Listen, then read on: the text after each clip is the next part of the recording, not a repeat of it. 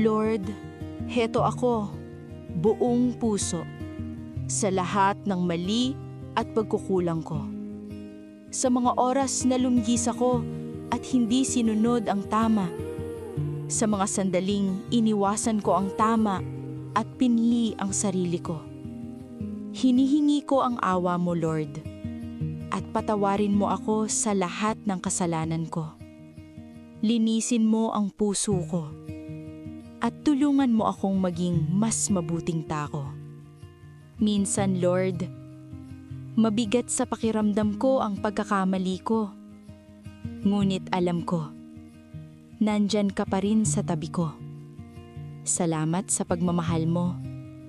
Kahit lumihis ako, gabayan mo ako, Lord, sa tamang daan. At tulungan mo akong huwag na muling magkamali. Turuan mo akong magpatawad sa sarili ko at sa iba.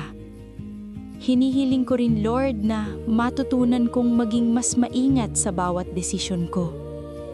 At kahit hindi ko makita agad ang resulta, nagtitiwala ako sa plano mo.